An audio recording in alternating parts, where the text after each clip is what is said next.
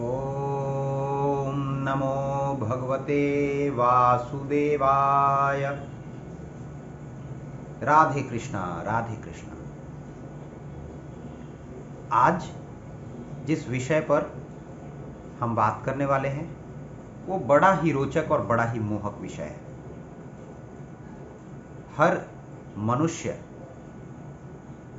जब से उसे जीवन की थोड़ी बहुत समझ होती है, जीवन पर्यंत वह इसी चीज की पाने की इच्छा में लगा रहता है। वह भिन्न भिन्न तरीकों से, भिन्न भिन्न परिस्थितियों में अपने आप को इस चीज की अनुभूति के लिए जीवन पर्यंत प्रयास करता है। तो आइए बात करते हैं हम अपने आज के विषय, आज का जो विचार है उसके ऊपर। और जो आज का विषय है उसका नाम है सुख क्या है। बहुत सारे महापुरुषों और महान संतों ने सुख की अपने अपने तरीके से परिभाषा दी है, उसकी अलग अलग तरीके से व्याख्या करी है। जो मैंने अपने जीवन में अनुभव किया है वह ये है कि विशेष मनुष्यों के लिए और उनके परिस्थितियों के हिसाब से सुख की अलग अलग अनुभूति हो सकती है। सुख अलग अलग चीज़ों में, अलग अलग विषयों में, अलग अलग परिस्थितियों में इंसान को मिल सकता है। और यह कदापि ज़रूरी नहीं कि जो चीज़ आपके लिए सुखमय लग रही है वो मुझे भी सुखमय लगे। जिस परिस्थिति में आप सुख का अनुभव कर रहे हैं उस परिस्थिति में मैं या कोई अन्य व्यक्ति भी सुख का अनुभव करे। यदि हम इस प्रसंग के बारे में कुछ उदाहरण स्वरूप बात करें तो मैं आपको एक बड़ा आसान साधारण सा एक उदाहरण देता हूं। आप मान लें किसी ट्रेन में यात्रा कर रहे हैं, अपने साथ कुछ रुपए या फिर कुछ आभूषण लेकर। विशेष परिस्थितियों की बात कर रहे हैं। सामान्य परिस्थितियों में जब आपके पास आभूषण होते हैं या आपके पास रुपए होते हैं तो निश्चित रूप से आपको सुख की अनुभूति होती है कि चलो मेरे पास इतने आभूषण हैं, मेरे पास इतने रुपए हैं। किंतु उन आभूषण और रुपयों के होते हुए यदि आपको यह पता चले एक ट्रेन में कि इस ट्रेन में आप ही के आसपास कोई चोर या कोई पॉकेटमार या कोई लुटेरा यात्रा कर रहा है और उसने आपके किसी सहयात्री की रुपए या आभूषण की चोरी कर ली है, निश्चित रूप से उस समय आप सुख का अनुभव नहीं कर रहे होंगे। किंतु यही परिस्थिति उस चोर या लुटेरे को सुख की अनुभूति दे रही होगी कि वो जिस ट्रेन में चल रहा है उस ट्रेन में आप जैसे एक यात्री के पास कुछ आभूषण या कुछ रुपए पड़े हुए हैं। इस तरह से इस उदाहरण से मैं यह स्पष्ट करना चाहता हूं कि सुख की अनुभूति परिस्थिति के हिसाब से एक ही इंसान के लिए अलग अलग हो सकती है और उसी परिस्थिति में आप कुछ और अनुभव कर सकते हैं, दूसरा व्यक्ति कुछ और अनुभव कर सकता है। तो जरूरी नहीं कि जिस परिस्थिति या जिस सामान के साथ या जिस किसी भी भौतिक सांसारिक वस्तु के साथ आप सुख का अनुभव अभी कर रहे हैं, किसी अन्य परिस्थिति में भी आप उन्हीं भौतिक वस्तुओं के साथ सुख का अनुभव ही करेंगे। तो सुख का अनुभव करने के लिए आपको क्या करना चाहिए? यह निश्चित रूप से एक बड़ा ही कठिन और जीवन भर शायद इस तरीके के रिसर्च करने का एक विषय है। किंतु अगर सामान्य भाषा में आप देखें तो निश्चित रूप से मैं कह सकता हूं, चूंकि आप इस संसार में एक सामान्य मनुष्य की तरह पैदा हुए हैं, जीवन पर्यंत आप सांसारिक वस्तुओं से, जो भौतिक वस्तुएं हैं, उनसे मोह तो नहीं छोड़ सकते। उनसे मोह तो आपको जीवन भर ऊपर नीचे कम ज़्यादा तो रहेगा, लेकिन उस मोह को ऐसा ना करें कि आप बिल्कुल उस मोह के साथ मोहित हो जाएं। यानी जो चीज़ आपको मिल रही है और आपको सुख का अनुभव दे रही है, उसके साथ इस तरह मोहित ना हो जाएं कि यदि वह आपके पास ना रहे तो आप जितना ज़्यादा सुखी थे उससे ज़्यादा दुखी हो जाएं। यानी मोह है तो ठीक है, यदि वह संसार वस्तु आपके साथ नहीं है तो निश्चित रूप से उसके साथ इतना मोहित न रहें कि आप उसी के बारे में सोचते रहें और उसकी वजह से आपके आगे आने वाले जीवन को आप दुखमय बना लें। यानी अगर गलती से आपके पास कुछ आभूषण थे, जब तक आपके साथ थे आपको उनके साथ बड़ा मोह था, आप उनको बड़ा संभाल के रखते थे, आप उनके साथ बड़ा खुश महसूस करते थे, लेकिन यदि आपके पास आज वह नहीं है किसी भी कारणवश, तो आपको दुखी महसूस नहीं करना चाहिए। दूसरा, यदि आप सुखी होना चाहते हैं तो अपने सुख को दूसरों के साथ बांटना, जो ये एक तरीका है सुखी रहने का सबसे अच्छा तरीका है। यानी सिर्फ ये ना उम्मीद करें कि आपके दुख में लोग सम्मिलित हों, बल्कि जब आप सुखी हों तो अपने सुख में भी लोगों को शामिल करें। आप अपने परिवार के लोगों को उसमें शामिल कर सकते हैं, आप अपने समाज के अन्य लोगों को उसमें शामिल कर सकते हैं, आप ज़रूरत से कमज़ोर तबके के लोगों को भी अपने सुख में शामिल कर सकते हैं। सुख में शामिल करने के तरीके आपको खुद ढूंढने होंगे। आप अलग अलग लोगों की, जिनको ज़रूरतमंद लोगों की आप सेवा कर सकते हैं, आप उनकी आर्थिक सहायता कर सकते हैं यदि आप आर्थिक रूप से मजबूत हैं। बहुत सारे तरीके हैं जिससे आप अपने सुख की अनुभूति को बड़ा कर सकते हैं।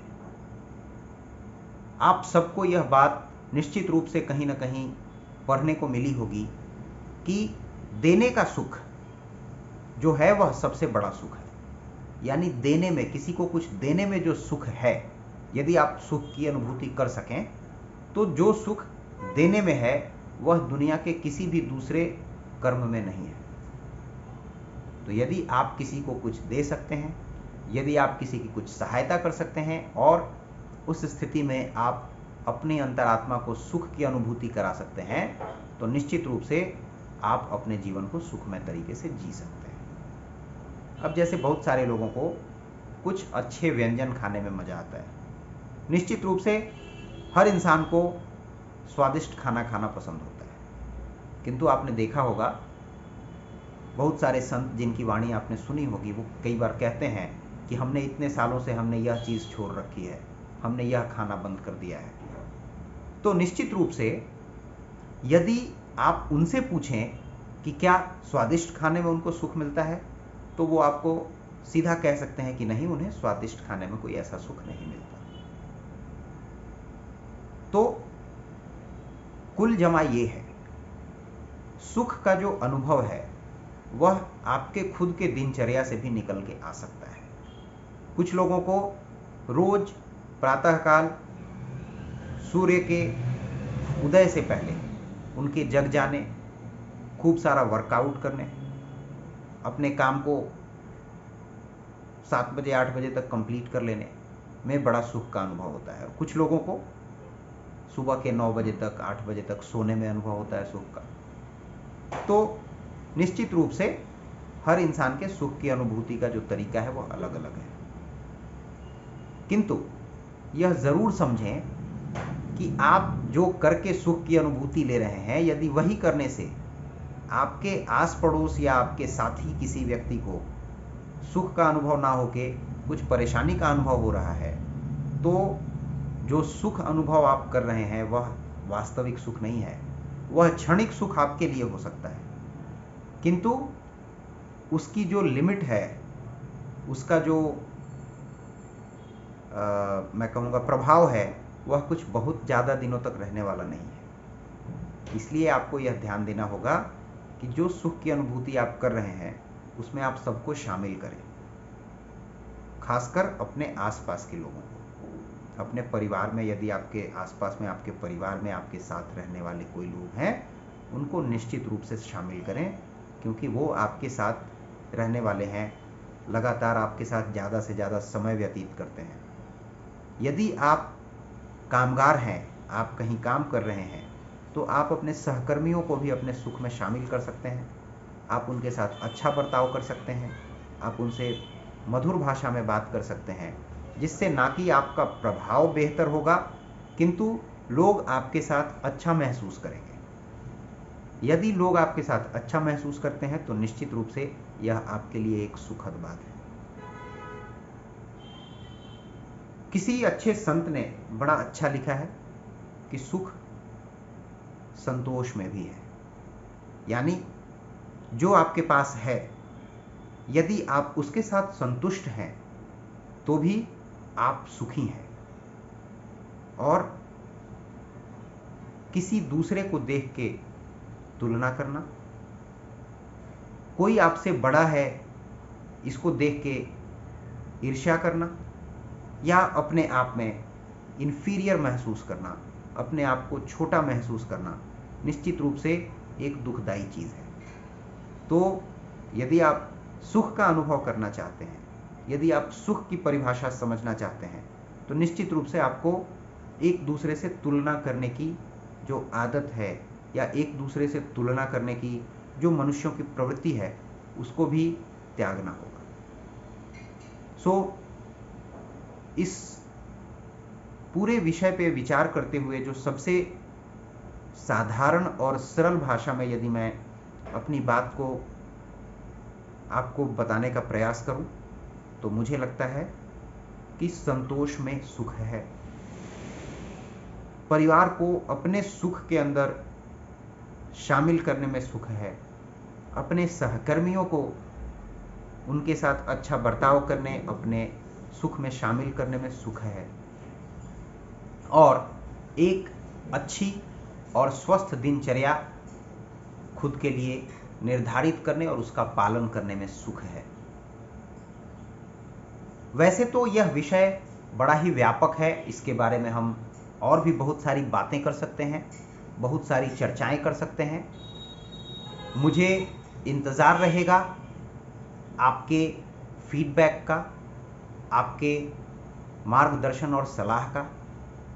यदि आप इन विषय पे जो भी मैंने अभी चर्चा की है, आप किसी तरीके का कोई कमेंट करना चाहते हैं, कोई सुझाव देना चाहते हैं, या कोई भी आपका फीडबैक है, तो मैं आपके उस फीडबैक का स्वागत करूंगा। मैं आभार प्रकट करता हूं अपना समय देकर इस वीडियो को अच्छे से देखने के लिए। मैं आपको यह भी बताना चाहता हूं कि कुछ ही समय के बाद मैं एक सामाजिक संस्था शुरू करना चाहता हूं, जिसके साथ हम सत्संग और सत्संग के साथ सेवा, और सेवा के साथ साथ समाज की समृद्धि, भारतवर्ष की समृद्धि के लिए काम करने की हमारी दिली इच्छा है। बहुत ही कम समय में मैं आप सबको इस बात की सूचना देने वाला हूं कि किस तरह से हम एक संस्था स्थापित करके अपने समाज और अपने देश के आगे बढ़ने के जो अभी का दौर है, इसमें हम कुछ न कुछ अंशदान करेंगे। इसके बारे में हम जल्द ही आपसे मिलकर, बैठकर, शायद सोशल मीडिया के माध्यम से चर्चा करेंगे और आपका मार्गदर्शन भी लेंगे। आपका अपना समय देकर इस वीडियो को सुनने और देखने के लिए बहुत बहुत धन्यवाद। यदि आपको यह वीडियो ज़रा सा भी फ्रूटफुल लग रहा हो तो कृपया मेरे YouTube चैनल को सब्सक्राइब करें और नोटिफिकेशन आते रहें आपको। इसके लिए आप लाल का बेल बटन जो है उसको दबा दें। धन्यवाद। राधे कृष्ण।